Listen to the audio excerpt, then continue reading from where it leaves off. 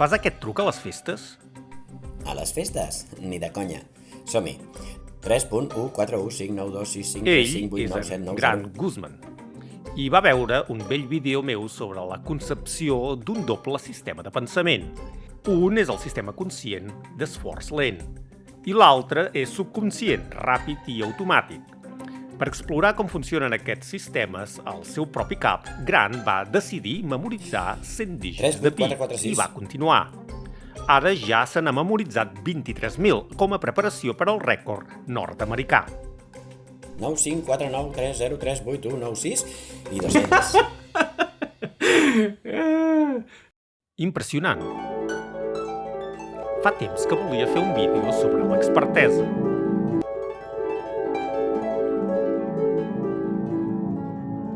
En Magnus Carlsen és 5 vegades campió mundial d'escacs. Li ensenyen un tauler d'escacs i li demanen que identifiqui el joc en què es va produir.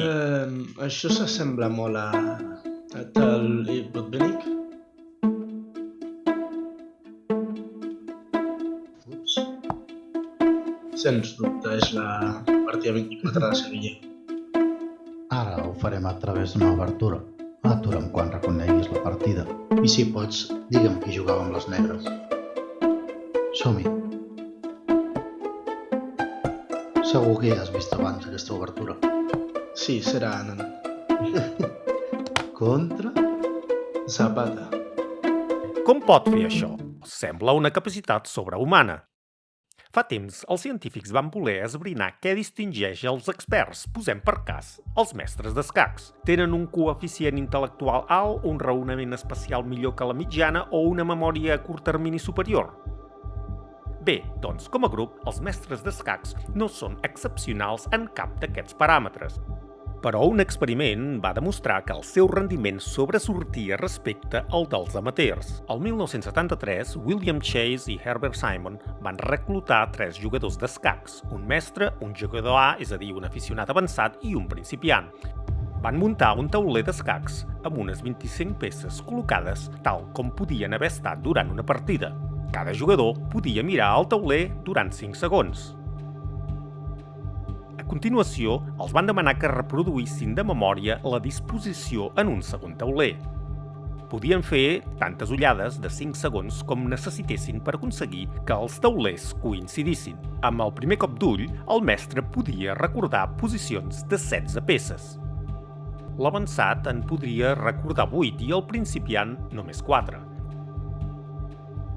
Al mestre només li calien la meitat de mirades que el jugador A per aconseguir que el seu tauler fos idèntic. A continuació, els investigadors van organitzar el tauler en peces en posicions aleatòries que mai sorgirien en un joc real. Doncs bé, el mestre d'escacs no se'n va sortir millor que el novell. Amb una primera ullada, tots els jugadors, al marge del rang, només van recordar la ubicació de 3 peces. Les dades són clares. Els experts en escacs no tenen una millor memòria general, però sí una millor memòria específica per a les posicions d'escacs possibles en un joc real. Per tant, el que fa especial al mestre d'escacs és que ha vist un munt de partides d'escacs i durant aquest temps el seu cervell ha après patrons. Per tant, en lloc de veure peces individuals en posicions individuals, veu un nombre menor de configuracions reconeixibles. Això s'anomena chunking. El que hem emmagatzemat a la memòria a llarg termini ens permet reconèixer els estímuls complexos com un tot. Per exemple, reconeixem això com a pi i no com una cadena de 6 números no relacionats o gargots sense sentit. Hi ha una seqüència meravellosa que m'agrada molt. És el 30173, que jo interpreto com Stephen Curry, el número 30, va guanyar 73 partits, que és el rècord de 2016, és a dir, 30173. Bàsicament, ser expert és poder reconèixer. Magnus Carlsen reconeix les posicions dels escacs de la mateixa manera que reconeixem les cares, i el reconeixement condueix directament a la intuïció. Si veus una cara enfadada, endevines el que vindrà després.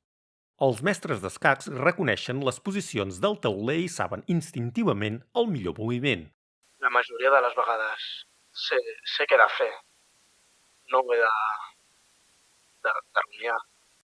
Desenvolupar la memòria a llarg termini d'un expert requereix molt de temps. 10.000 hores és la regla general popularitzada per Malcolm Gladwell, però 10.000 hores per si soles no són suficients. Hi ha 4 criteris addicionals que s'han de complir. I en els àmbits on aquests criteris no s'observen, és impossible convertir-se en un expert. Número 1. Moltes repeticions amb retroalimentació. Els jugadors de tennis practiquen els entrenaments. Els jugadors d'escacs juguen milers de partides abans de convertir-se en grans mestres i els físics resolen milers de problemes de física. I tots reben retroalimentació. El tenista veu si cada pilota passa la xarxa i és dins o fora. El jugador d'escacs guanya o perd la partida i el físic resol un problema bé o malament. Però hi ha professions on costa tenir experiència repetida amb el mateix tipus de problemes. El politòleg Philip Tetlock va escollir 284 persones que es guanyen la vida comentant o oferint consells sobre tendències polítiques i econòmiques. Això incloïa periodistes especialistes en política exterior, economistes i analistes d'intel·ligència. Durant 2 dècades els va clivellar amb preguntes com: serà reelegit George Bush? L'apartheid a Sud-àfrica s'acabarà pacíficament? El Quebec se separarà del Canadà? O esclatarà la bombolla.com? En cada cas, els experts van valorar la probabilitat dels diversos resultats possibles. I al final de l'estudi, Tetlock va quantificar 82.361 prediccions. Bé, i com va anar? Força malament. Els experts, la majoria dels quals tenien estudis de postgrau, van tenir pitjors resultats que si ho haguessin fet a la babalà. És a dir, persones que dediquen el temps estudiant un tema concret fan pitjors prediccions que si ho fessin a palletes. En àmbits que coneixien bé, els experts no eren significativament millors. El problema és que la majoria dels esdeveniments que han de predir són puntuals. No han acumulat l'experiència de passar per aquest o per de molt semblants repetides vegades. Fins i tot les eleccions presidencials, cadascuna té un entorn lleugerament diferent. Per tant, hem de desconfiar dels experts que no tenen experiència repetida amb retroalimentació. El següent requisit és un entorn vàlid, és a dir, amb unes regularitats que el facin almenys una mica previsible. Un jugador que aposta a la ruleta, per exemple, pot tenir milers d'experiències repetides amb el mateix esdeveniment, i per cadascun rep un feedback clar, ja que guanya o perd, però en rigor no el considerarem un expert perquè l'entorn té poca validesa. Una ruleta és essencialment aleatòria, de manera que no hi ha regularitats per aprendre. El 2006, el llegendari inversor Warren Buffett va dir que apostava $1 milió a que podria triar una inversió que superaria els millors fons de cobertura de Wall Street durant 10 anys. Els fons d'inversió lliure són fons gestionats activament per alguns dels operadors més brillants i experimentats de Wall Street. Utilitzen tècniques avançades com la venda en descobert, el palanquejament i els derivats per obtenir rendiments exorbitants i, en conseqüència, cobren comissions importants. Una persona va acceptar l'aposta de Buffett, Ted Seitz, de Protégé Partners. Per la seva inversió va seleccionar 5 fons de cobertura. Bé, en realitat, 5 fons d'inversió lliure. En total, més de 200 fons individuals. Warren Buffett ho va enfocar de manera molt diferent. Va escollir la inversió més bàsica i avorrida imaginable, un fons indexat passiu que només fa un seguiment del valor ponderat de les 500 empreses públiques més grans d'Amèrica, el Standard & Poor's 500. Van començar l'aposta el 1 de gener del 2008 i a l'inici les coses no rotllaven bé per en Buffett. Va coincidir amb la crisi financera mundial i el mercat es va enfonsar, però els fons d'inversió lliure podien beneficiar-se de les caigudes del mercat, així que van perdre una mica de valor, però no tant com la mitjana del mercat. Els fons d'inversió lliure es van mantenir al capdavant durant els 3 anys següents, però el 2011 l'Standard & Poor's 500 els va igualar i a partir d'aleshores els van deixar enrere i els fons d'inversió lliure van quedar per terra. 10 anys més tard, el fons de Buffett havia guanyat un 125,8% i els d'inversió lliure només un 36%. El comportament del mercat va ser el normal durant aquell temps, amb un creixement anual del 8,5% que gairebé coincideix amb la mitjana a llarg termini de la borsa. Aleshores, per què tants professionals de la inversió amb anys d'experiència en el sector, estudis i grans incentius financers no aconsegueixen batre el mercat? Doncs perquè les accions són un entorn de baixa validesa. A curt termini, els moviments dels preus de les accions són gairebé del tot aleatoris. Per tant, la retroalimentació, tot i ser clara i immediata, en realitat no reflecteix res sobre la qualitat de la presa de decisions. Està més a prop d'una ruleta que dels escacs. Durant 10 anys, al voltant del 80% dels fons d'inversió gestionats activament no baten la mitjana del mercat. I si ens fixem en períodes més llargs, el baix rendiment puja fins al 90%.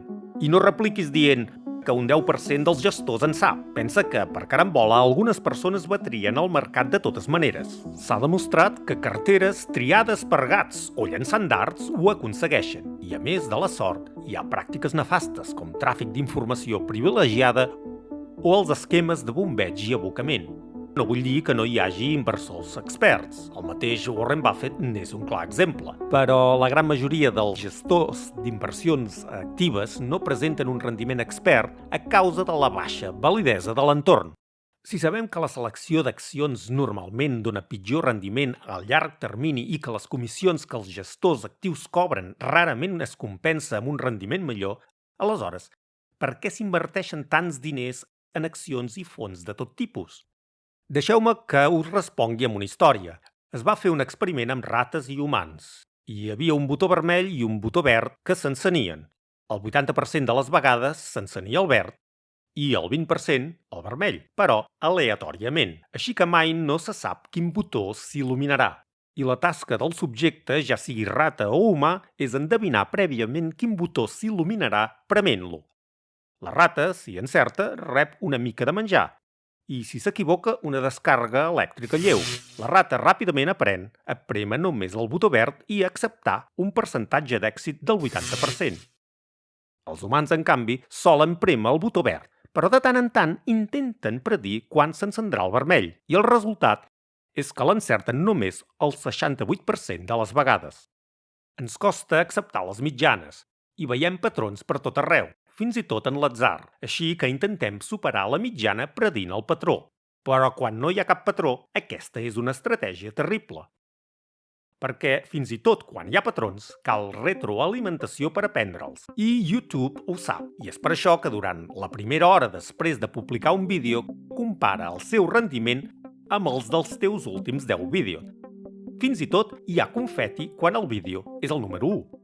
Sembla una ximpleria, però no tens ni idea del poder que té aquesta recompensa i de l'esforç dels youtubers per aconseguir aquest èxit supercarregat de dopamina. Per entendre la diferència entre feedback immediat i retardat, el psicòleg Daniel Kahneman contraposa anestesiòlegs i radiòlegs. Els anestesiòlegs treballen al costat del pacient i reben retroalimentació a l'instant. El pacient està inconscient i amb les constants vitals estables? Amb aquest feedback immediat, els és més fàcil conèixer les regularitats del seu entorn. Els radiòlegs, en canvi, no reben feedback immediat sobre els seus diagnòstics, si és que en reben. Això fa que els sigui més difícil millorar. Els radiòlegs normalment diagnostiquen correctament el càncer de mama gràcies als raigs X sols el 70% de vegades. La retroalimentació retardada també és un problema per als responsables d'admissió i els especialistes en selecció de personal. Després d'admetre algú o contractar-lo en una gran empresa, és possible que mai s'assabentin de com li va anar. Això fa que sigui més difícil reconèixer els patrons dels candidats ideals. En un estudi, Richard Melton va intentar predir les notes dels estudiants de primer curs al final del seu primer any de carrera. Un equip de 14 assessors va entrevistar cada estudiant entre 45 i 60 minuts. També van tenir accés a les notes de batxillerat, diverses proves d'aptitud i una declaració personal de 4 pàgines. Per comparar, Melton va crear un algoritme que sols utilitzava com a entrada una part de la informació, només notes de batxillerat i una prova d'aptitud. No obstant això, la fórmula era més precisa que 11 dels 14 assessors. L'estudi de Melton es va publicar juntament amb més d'una dotzena de resultats en altres àmbits, des de predir qui violaria la llibertat condicional fins a qui tindria èxit en la formació de pilots. Si alguna vegada t'han rebutjat en una feina, sembla que un expert ha considerat el teu potencial i ha decidit que no tens el que cal tenir. Em van rebutjar 2 vegades a l'escola de cinema i en un curs de teatre. Per tant, és reconfortant saber que els supervisors no són bons predictors de l'èxit futur. Per tant, trobar-se en un entorn vàlid i obtenir experiència repetida del mateix fet, amb un feedback clar i oportú de cada intent, garanteixen convertir-se en un expert en 10.000 hores més o menys? Malauradament, la resposta és no, perquè la majoria de nosaltres volem estar còmodes. Per a moltes tasques de la vida podem arribar a ser competents en un lapse força curt. Posem per cas conduir un cotxe. Inicialment és bastant difícil, ocupa tot el sistema 2. Però després de 50 hores, si fa no fa, és automàtic. El sistema 1 se n'apropia i pots fer-ho sense pensar-hi gaire. En acabat, dedicar més temps a conduir no millora el rendiment. Si vols seguir millorant, has de provar de conduir en situacions exigents, com ara un terreny nou, més velocitat o un temps complicat. Ara fa 25 anys que toco la guitarra, però no en sóc un expert perquè acostumo a tocar les mateixes cançons. És més fàcil i divertit, però per aprendre has d'estar practicant al límit de les teves habilitats, avançant més enllà de la teva zona de confort. Has d'emprar molta concentració i provar de manera metòdica repetidament allà on t'encalles.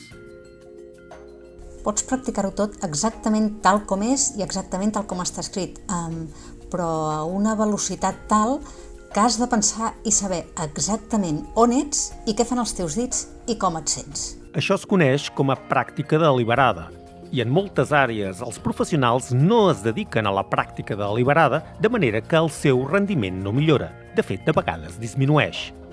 Si pateixes un dolor al pit i entres a un hospital, prefereixes que el metge sigui un graduat recent o algú amb 20 anys d'experiència.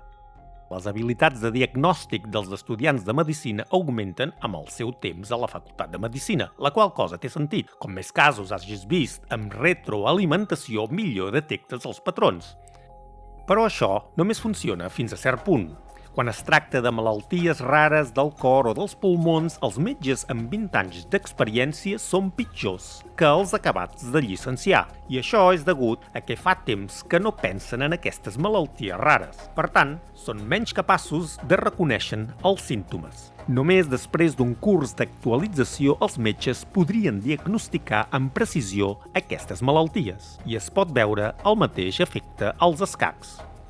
El millor predictor del nivell d'habilitat no és el nombre de partides o tornejos jugats, sinó el nombre d'hores dedicades a un estudi solitari seriós. Els jugadors passen milers d'hores sols aprenent teoria d'escacs, estudiant les seves partides i les dels altres. I juguen amb composicions que són trencaclosques dissenyats per ajudar-los a reconèixer patrons tàctics. En els escacs, com en altres àrees, pot ser difícil forçar-se a practicar deliberadament. Per això els entrenadors i els professors són tan valuosos. Poden reconèixer les teves debilitats i assignar tasques per abordar-les. Per convertir-te en un expert, has de practicar durant milers d'hores a la zona incòmoda, intentant allò que encara no pots fer. La veritable perícia és increïble de veure. A mi em sembla màgia, però no ho és. Essencialment, expertesa és reconeixement, i el reconeixement prové de la increïble quantitat d'informació altament estructurada emmagatzemada a la memòria a llarg termini. Per construir aquesta memòria calen 4 coses: un entorn vàlid, moltes repeticions, retroalimentació oportuna i milers d'hores de pràctica deliberada. Quan es compleixen aquests criteris, el rendiment humà és sorprenent. I quan no, són persones que considerem expertes, però que en realitat no ho són.